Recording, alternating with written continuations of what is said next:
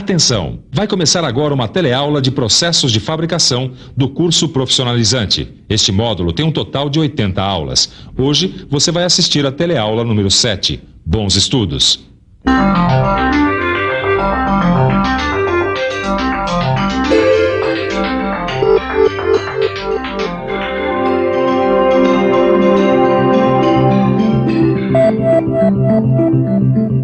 Satélites, naves espaciais, aviões, navios, trens, máquinas agrícolas, computadores,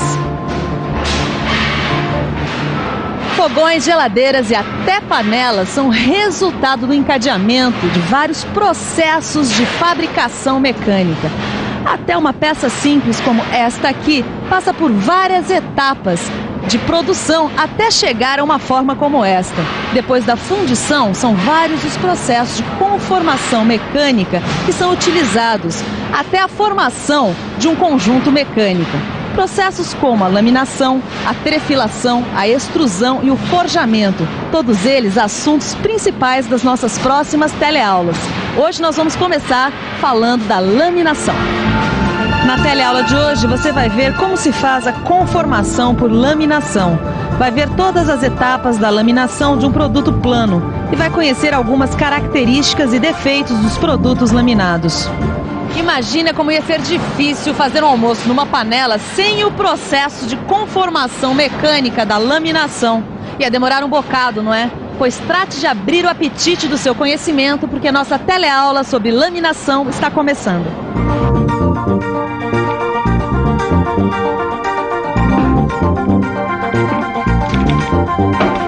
Pronto, Caio. Dá uma olhada como a alça ficou boa agora. Ô, Ananias, minha mãe vai ficar super contente, viu? Ela achou que nem tinha mais conserto. Graças à conformação mecânica, a gente pode fazer uma mudança permanente nas dimensões dos metais. Ixi, se eu falar isso aí pra ela, não vai entender nada. Mas é fácil, viu? Se você martelar um prego como esse aqui, você vai estar aplicando um esforço no material. Esse esforço vai causar uma mudança de forma. Para entender melhor, vamos falar antes sobre as propriedades dos materiais. Ananias, eu nunca entendi direito como é que materiais tão rígidos como o cobre e o aço podem ser comprimidos, puxados ou dobrados, até ficarem com um formato como essa alça aqui, por exemplo. Isso acontece por causa das propriedades mecânicas dos materiais, como a elasticidade e a plasticidade. A elasticidade é a capacidade que o material tem de se deformar se um esforço é aplicado sobre ele e de voltar à forma anterior quando o esforço para de existir.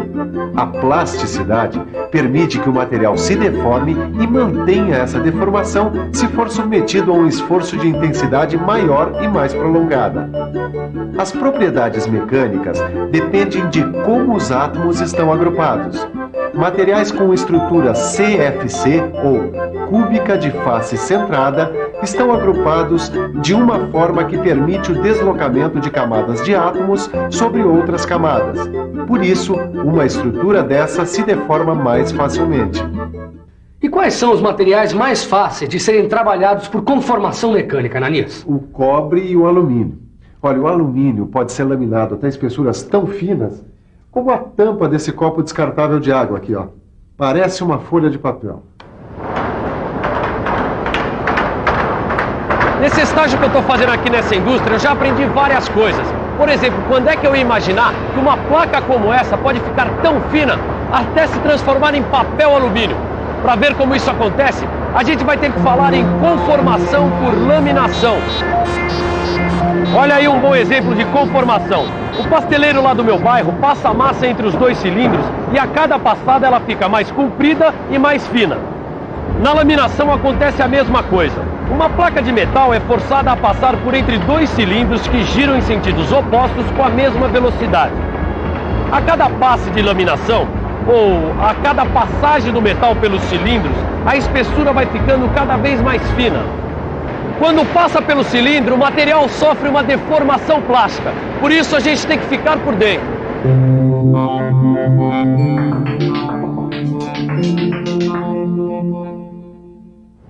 Por causa da deformação plástica, o material tem uma redução de espessura e um aumento na largura e no comprimento, sendo que a largura é limitada pelo tamanho dos cilindros. Assim, uma placa de 22 centímetros de espessura pode se transformar numa lâmina de 6 milímetros de espessura e quase 350 metros de comprimento. A laminação pode ser feita a quente ou a frio. Que tipo de laminação é feita aqui nesta fábrica? A laminação a frio, porque o alumínio é um metal de fácil conformação em temperatura ambiente. Já a laminação a quente é feita quando se necessita de grandes reduções de espessura. O aço, por exemplo, quando necessita de grandes reduções, é sempre laminado a quente porque, quando aquecido, sua estrutura cristalina apresenta a configuração CFC e as forças de coesão são menores, o que também facilita a deformação. Sendo a quente ou a frio, na laminação, parte dos lingotes que passam pelos laminadores podem se transformar em produtos de uso imediato, como trilhos, vigas e perfis, ou se transformar em produtos intermediários, que serão usados em outros processos de conformação mecânica, como a fabricação de automóveis e geladeiras. Como é o nome da máquina que faz a laminação, hein? Bom, o nome da máquina é laminador, mas a pergunta que vai ajudar a gente a entender o que é a laminação é: o que é o setor de laminação? O setor de laminação é organizado de tal modo que a produção é seriada e os equipamentos são dispostos de acordo com a sequência de operações de produção. Depois de passarem pelos cilindros, os lingotes já estão com o formato final desejado. Nas instalações de uma laminação, a gente encontra fornos de aquecimento e reaquecimento de lingotes, placas e tarugos, sistemas de roletes para deslocar produtos, mesas de elevação, tesouras de corte e, é lógico, o laminador. Olha aqui um laminador. Ele é formado por uma cadeira, que é a estrutura do laminador, e por uma gaiola, que é a estrutura que sustenta os cilindros. Uma coisa que eu aprendi é que os cilindros são as peças-chave dos laminadores, porque são eles que vão aplicar os esforços para deformar o metal. Dá uma olhada aqui, ó. Foi onde eu aprendi tudo sobre cilindros. Os cilindros podem ser fabricados em ferro fundido ou aço especial. Podem ser lisos para a produção de placas e chapas ou com canais para a produção de perfis. Os laminadores podem ser montados isoladamente, como este aqui, ou em grupo. Um grupo de laminadores, o pessoal dá o nome de trem de laminação. O trem de laminação, ele trabalha junto com equipamentos auxiliares e a sua denominação depende do número de cilindros que ele possui. Bom, mas eu acho que agora, para a gente entender esse trem direito, a gente vai ter que pensar um pouco. Vamos pensar um pouco. Deixa eu ver. Este aqui é o duo, composto por 2 cilindros do mesmo diâmetro que giram em sentidos opostos e na mesma velocidade. Este aqui é o trio. São 3 cilindros dispostos uns sobre os outros. Na primeira vez, o material passa entre o cilindro inferior e o médio e, quando retorna, passa entre o cilindro médio e o superior. Aqui, a gente vê o quádruo, que apresenta 4 cilindros, 2 internos de trabalho e 2 externos de apoio. E agora, o universal, que tem 4 cilindros combinados, 2 horizontais e 2 verticais. É o mais usado na fabricação de trilhos.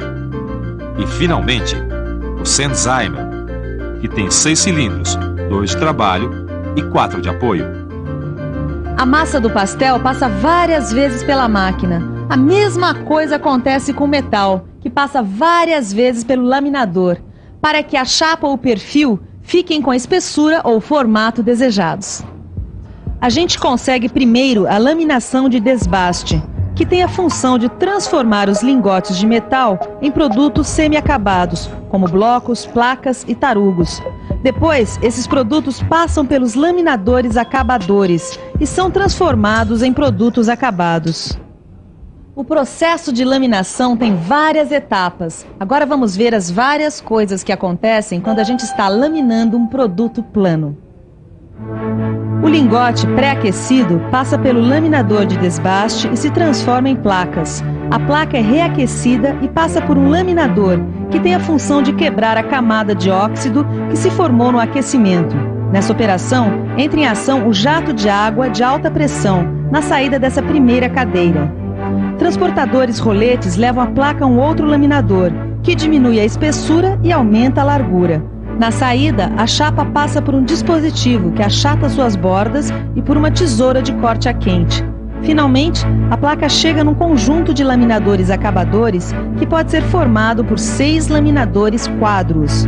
Agora, ela sofre reduções sucessivas até atingir a espessura desejada.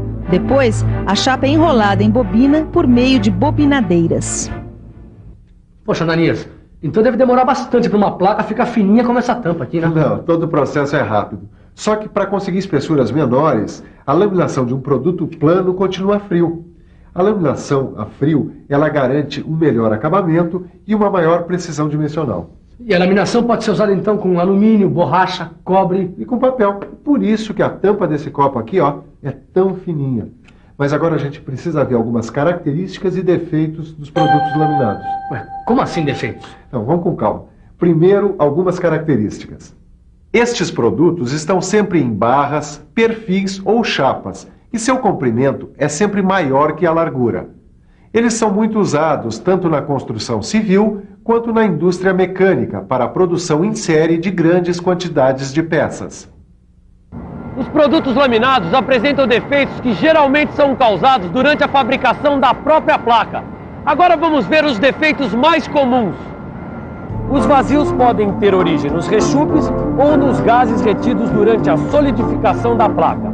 Além de defeitos na superfície, a resistência do produto fica comprometida.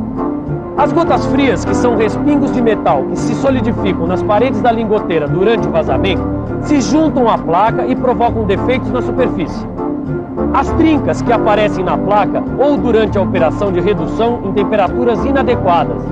As dobras, que acontecem por causa de reduções excessivas em que um excesso de massa metálica ultrapassa os limites do canal e sofre recalque no passe seguinte. As inclusões, que são partículas resultantes da combinação de elementos presentes na composição química da placa ou do desgaste de refratário. E as segregações, que acontecem pela concentração de alguns elementos nas partes mais quentes da placa, que são as últimas a se solidificarem. Elas ocasionam a fragilização do material. Além disso, o produto pode ficar empenado, retorcido e fora de seção, por causa de deficiências no equipamento e da variação de temperatura durante a laminação. Agora, para você não ficar empenado, retorcido nem fora de seção por causa da teleaula de hoje, fique de olho porque é hora da revisão. E atenção, se liga aí que é hora da revisão. Na teleaula de hoje, você relembrou algumas propriedades dos materiais como a elasticidade e a plasticidade. Viu como é feita a conformação por laminação.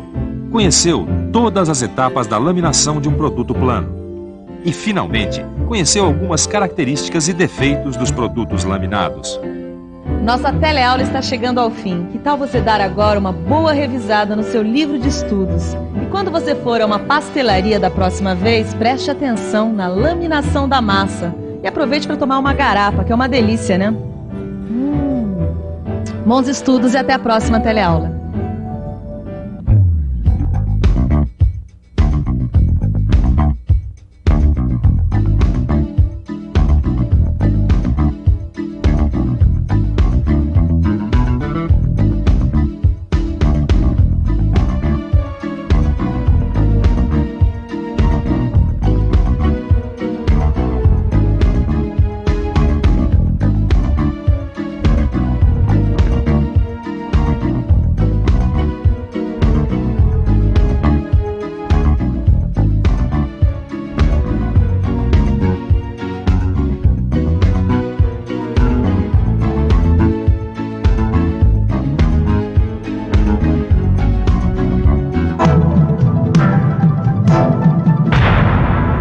Telecurso 2000, um programa de educação do Sistema Fiesp e da Fundação Roberto Marinho.